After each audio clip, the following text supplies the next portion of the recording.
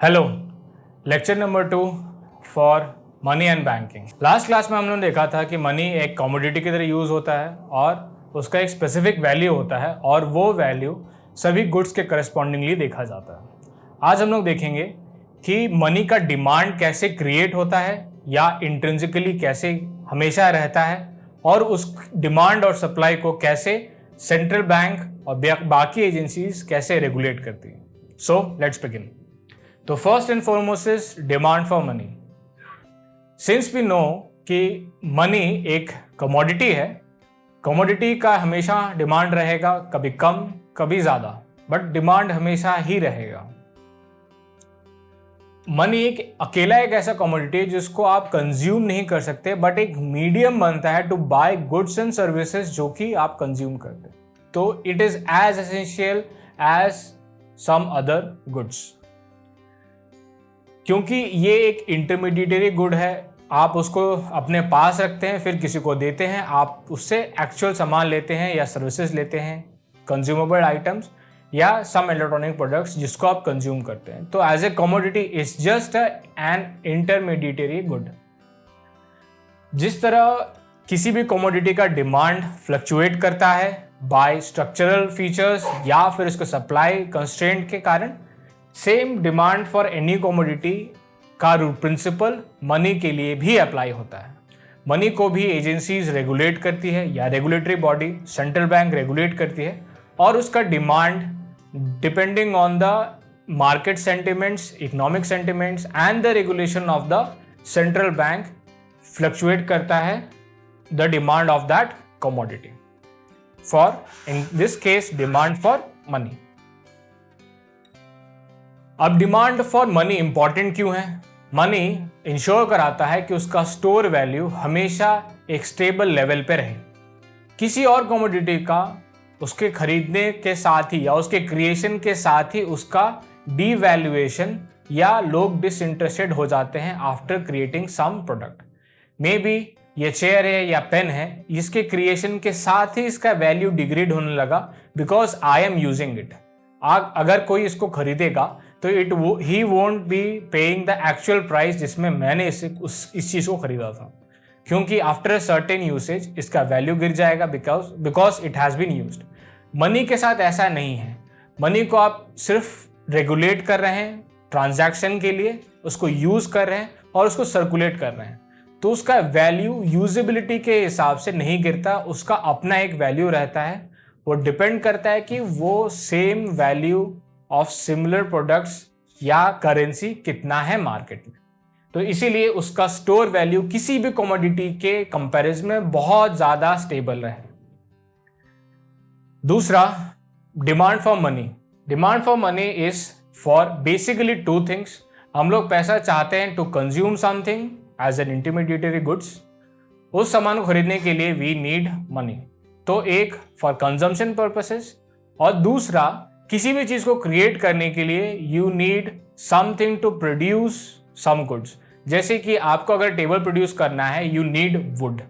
Similar form में अगर आपको कोई और चीज़ खरीदना है या प्रोड्यूस करना है तो आप उसका बेसिक इंग्रेडिएंट चाहिए, और सारे बेसिक इंग्रेडिएंट्स मनी से रिलेट होते हैं, तो आपको इंट्यूटिवली मनी ही चाहिए। So since you are demanding money, that means you are asking for credit. जो सरप्लस जो मनी मार्केट में फ्लो कर रहा है उसमें आपको कोई एक फ्रैक्शन ऑफ अमाउंट दे देगा and it will be determined और said as credit to you. आप उस क्रेडिट से कोई सामान बनाएंगे और इवेंचुअली मार्केट में सेल करेंगे और उसको उससे आप पैसा कमाएंगे। इवेंचुअली ये सर्किल चलता रहता है। तो मनी का सिर्फ बेसिकली दो डिमांड है, एज अ क्रेडिट एंड दूसरा फॉर कंजम्पशन। अब आते हैं money as a commodity. Demand supply principle यहां भी अप्लाई होता है जैसे किसी भी कमोडिटी में होता है। सप्लाई ऑफ मनी, जो सप्लाई है, क्योंकि हमेशा मनी तो रहेगा। मे बी कोई प्रोडक्ट आज है, हो सकता है 50 साल बाद उसकी यूटिलिटी खत्म हो जाए तो इट में सबसाइड, बट मनी ऐसा चीज है कि वो परपेचुअली रहा है और आगे भी रहेगा। तो उसका सप्लाई से रेगुलेट करती है सेंट्रल बैंक्स बाय सम मैकेनिज्म। कुछ एग्जाम्पल्स है through bank rate, repo rate, open market operations. ये सब टेक्निकल टर्म्स है जो आगे के लेक्चर में हम लोग समझेंगे, बट किसी भी सप्लाई को रेगुलेट करने के लिए यू नीड सम टूल्स। ये तीनों वही टूल है जो इस रेगुलेशन को, इस सप्लाई को रेगुलेट करते हैं। अब लोग आते हैं बैंक, जो आरबीआई के अंडर है। बैंक एक वो दुकान है या वो शॉप है जो करेंसी को या मनी को अपने पास रखती है और उसके डिमांड पे उसको बाहर निकालती है या किसी को देती है। सिमिलर कॉन्सेप्ट किसी भी शॉप में होता है, ऑर्डिनरी दुकान में, जिसमें आप कुछ पैसे देते हैं और उसके बदले आपको सामान मिलता है। बट बैंक इसी फॉर्म में है, उसमें आप पैसे डिपॉजिट करते हैं, उससे पैसे लेते हैं। इसी ट्रांजैक्शन में एक दुकान वाला भी कुछ प्रॉफिट कमाता है और सिमिलर टर्म्स में पैसे के लेन देन में ही, क्योंकि पैसा यहाँ कमोडिटी है, बैंक भी कुछ प्रॉफिट कमाती है। तो बैंक एक फैसिलिटेटर की तरह, एक इंटरमीडिएटरी की तरह बिहेव करती है, जहां पे कुछ लोगों के पास जो कैश सरप्लस है वो आकर डिपॉजिट करते हैं और जिनको उस कैश का जरूरत है वो उसको डिमांड करते हैं फॉर क्रेडिट, और क्रेडिट के फॉर्म में उनको मिल जाता है। तो ये सर्कल चलता रहता है between depositor, the bank and the person who tax credit. ये सेम एग्जाम्पल है एक किराना स्टोर में भी यही होता है।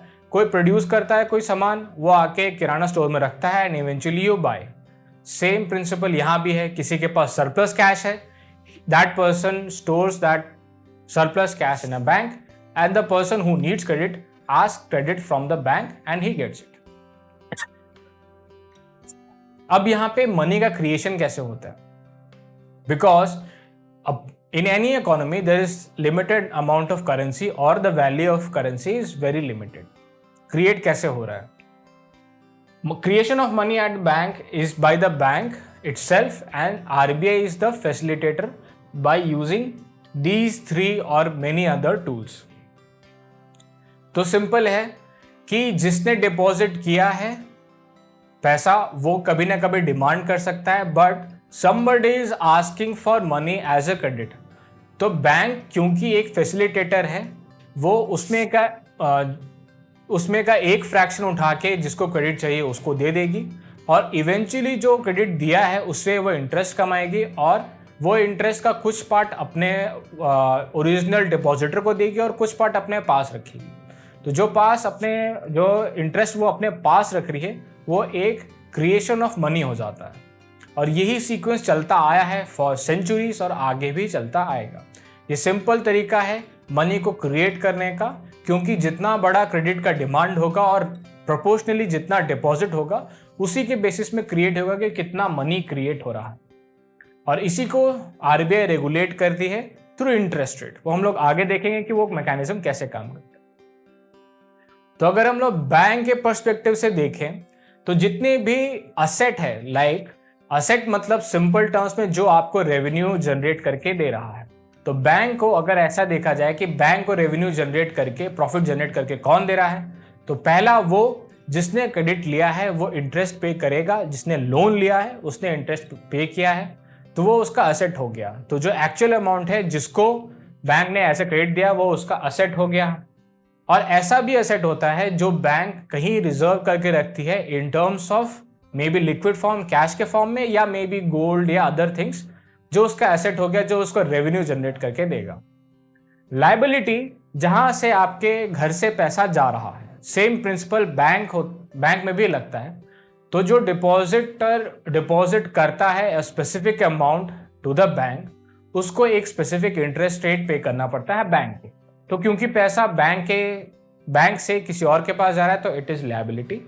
तो ये डिफरेंस एसेट और लायबिलिटी में अगर आप माइनस करें तो किसी भी हाउस होल्ड का या मैन्युफैक्चरिंग यूनिट का एसेट और लायबिलिटी को अगर आप डिफरेंस करेंगे तो you get profit. Same principle यहां भी अप्लाई होता है कि बैंक जितना असेट से कमा रही है और जितना लायबिलिटीज के लिए पे कर रही है, उसको अगर आप डिफरेंस निकालेंगे तो you get pure profit and that is called a spread. और इसी चीज को कॉम्प्लिकेट करके वी क्रिएट मनी, और इसी मनी का रेगुलेशन करती है आरबीआई थ्रू वेरियस मैकेनिक्स। तो अब हम लोग देखते हैं ये सारे क्रिएशन ऑफ मनी हो गया कि ये इनविजिबल डांस है।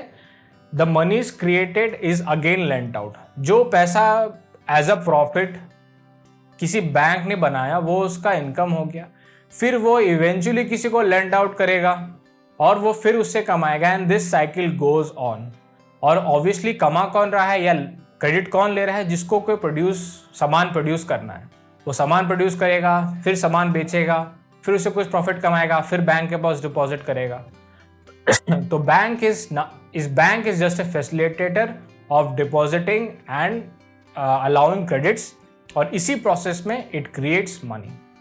और यही सर्कुलेशन होता रहा है और आगे भी होता रहेगा फॉर रेगुलेशन ऑफ मनी, और इसी रेगुलेशन में से ही क्रिएशन ऑफ मनी होता है। Thank you very much.